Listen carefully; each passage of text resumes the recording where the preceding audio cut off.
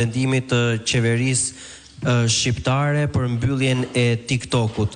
A mund na jepni ndonjë detaj më shumë rreth kësaj proteste, të cilën ditën e djeshme thatë se do zhvillohen në sheshin Skënderbej dhe përpara kryeministrisë dhe ju e keni deklaruar në fakt edhe kur u diskutua më herët që nëse Rama do e mbyll, nëse ju do fitoni zgjedhjet do ta hapni. I qëndroni këtij zotimi? Faleminderit. S'pari një herë protesta e nxënësve, studentëve dhe trive para kryeministrisë me datën 15 do të jetë protesta më e bukur, më madhështore që ka njohur pa Shqipëria gjërë sot.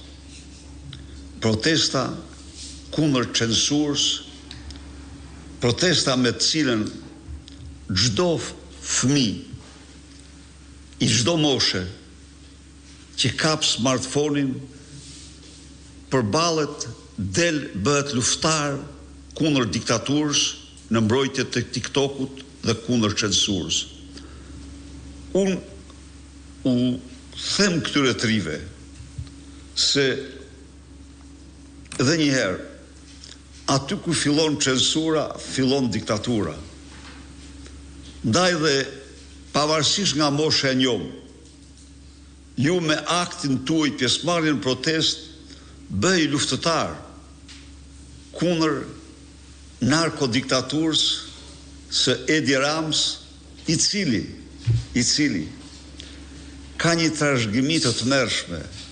Babai i tij ka firmosur varjen në litar të Hafzin Els në 10 gusht të vitit 1888 vetëm për vargjet që ai shkrojti kundër babait të Edi Rams dhe miqve të tij.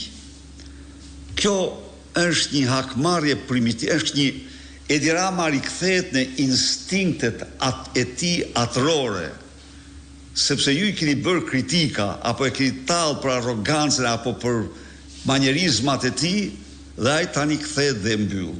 Por unë kam dhe një thirrje tjetër, se e shoh që kjo revolta është temperatura e kësaj revolte tek të rinjt, po ngjitet me shpejtësi. Kam dhe një thirrje tjetër, të filloj bojkoti i mësimeve. Po, ja vlen të dashur fëmijë, të dashur 33-a. Ai që don ju vën censurën, ai shkelmon mbi të ardhmen tuaj. Prandaj dhe për të mbrojtur, nuk është problemi i TikTokut këtu. Edhe i TikTokut është problemi, sepse TikToku është një mjeti aktualisht më modern i komunikimit, por problemi i censurës, problemi është që një njeri pa asnjë tagër, pa asnjë ligj, kërkon vendos të varë në sheshin Skënderbeg TikTokun sepse e kritikoni ju me TikTok, atëherë ju keni drejt të filloni grevat. Dhe greva juaj është të bojkotoni mësimet që ditën e hanë, për shembull orën e parë do të ishte gjë madhështore që të mungoni sa më shumë. U bëj thirrje prindërve. Po, u bëj thirrje. Pse? Po kjo është normale. U bëj thirrje prindërve të mos i dërgojnë ditën e hanë fëmijët e tyre në shkollë orën e parë. Të paktën orën e parë, si një akt i betejës të fëmijëve tuaj për lirinë e shprehjes dhe kundër censurës.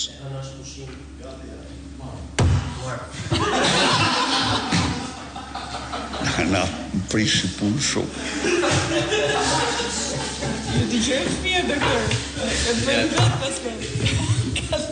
Atëherë ja u la në dorën tuaj të shtatçojmë të martën, po doja që ta fillonim të hanën me bojkot të orës parë. Dhe ju garantoj se nuk do guxoj shkollë dhe mësues që të marrë masa ndaj jush për grevën, të mohoj të drejtën e grevës, do të përballet me pasojat më të rrepta ligjore. me pasojat e drejta e grevës është e drejtë kushtetuese. Dhe pyetja e dytë, zoti Berisha,